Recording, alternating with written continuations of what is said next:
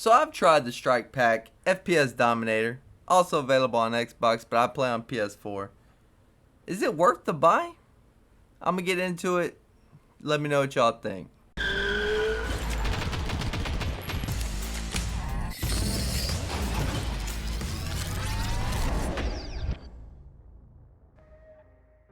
Hey yo! Welcome on IGY6 Games, the gamer channel that brings you a variety of entertainment and content. But in here, before I kick things off, appreciate the love by y'all sharing in those icons that need to click. And with that said, check out the social media where I post daily and keep in touch with the followers. Now let go.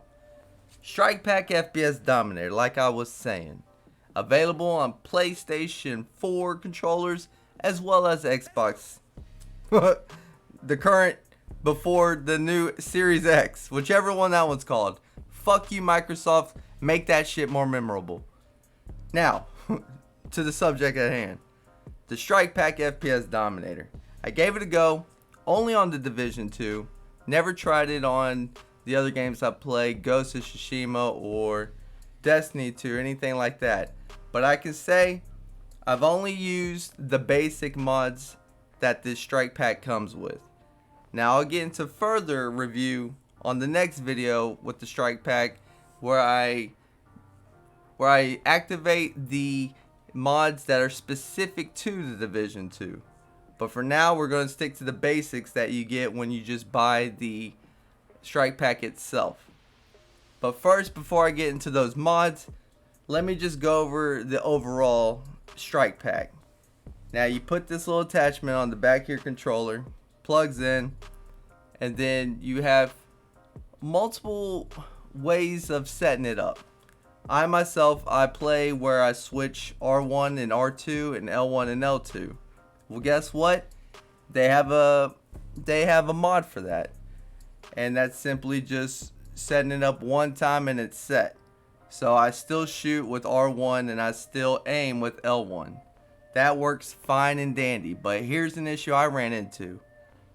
I also customized from the base of the PlayStation where I switch X and R3, pushing down the right thumbstick, and that does the combat role in the Division 2.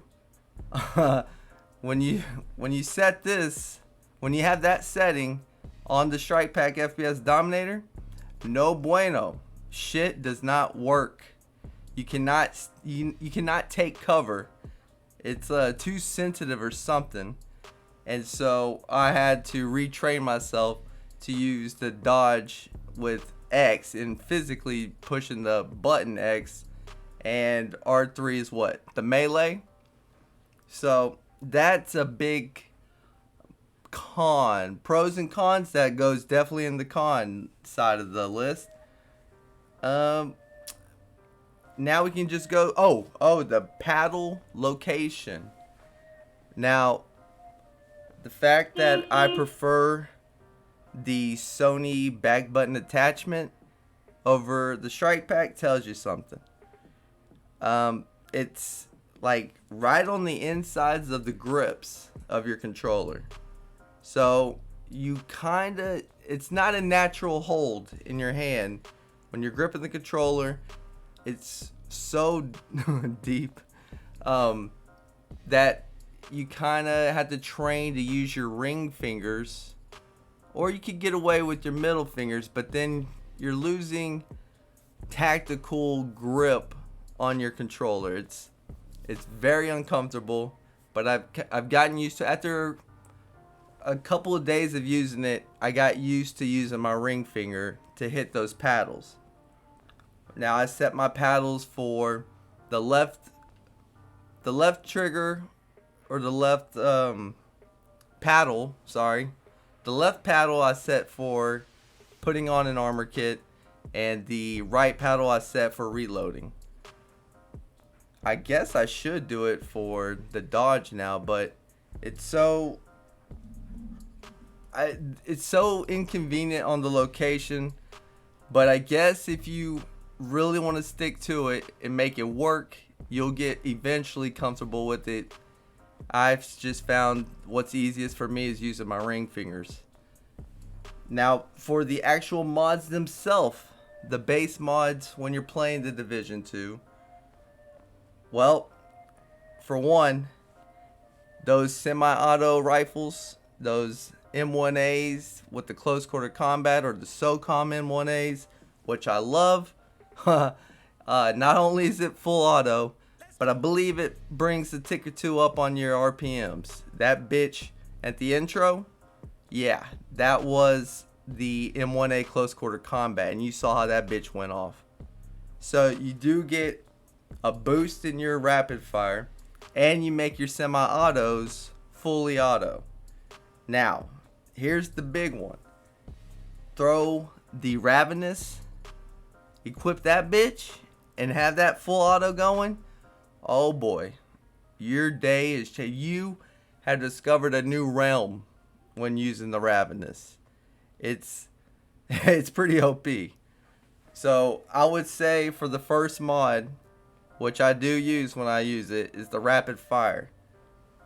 Now, the second mod is the same thing. It's supposed to be rapid fire for your secondary weapon, but the Division 2 registers all your weapons. You only have to set the first mod to rapid fire, and you're gonna have rapid fire on your primary, your secondary, and it automatically does it for your pistol.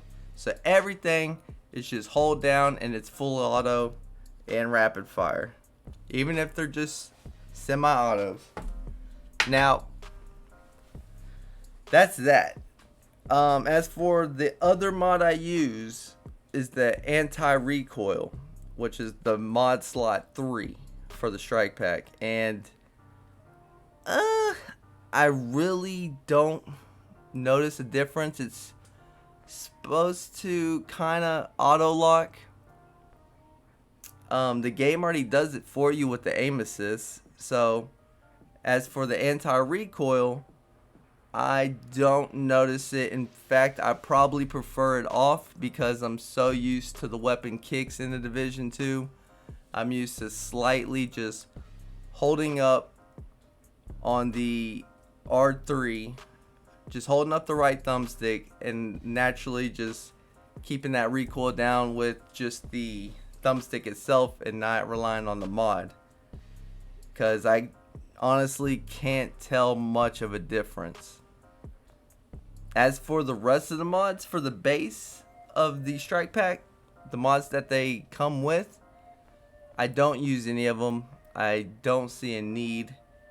It really, I mean, obviously in the name of the Strikepack FPS Dominator, this was mostly made for your Call of Duties, your Fortnite, I guess, mostly just first person shooters, where, because it has the drop shot function where you can drop shot in Call of Duty. You know, you just do that drop shot, and I've seen videos where people actually drop shot and it still auto aims to the fucking head. It's fucking OP, I'll tell you that. I guess it's one way for the consolers to compete with PC players with the cross-platform games. Man, that's fucking sad. Oh, that's gotta be another video. Jesus, the crossplay? When we have to play against PC alright, whatever. So, as a total review for the base Strikepack FPS Dominator, for the fully auto rapid fire, if you want that just tad bit of advantage, I would say get it. As for the paddles, god damn. I mean, I don't think you could have put the paddles in a worse position for the back of the controller. I've never owned one of those modded controllers, those fucking expensive ones. Fuck, I can't think of it.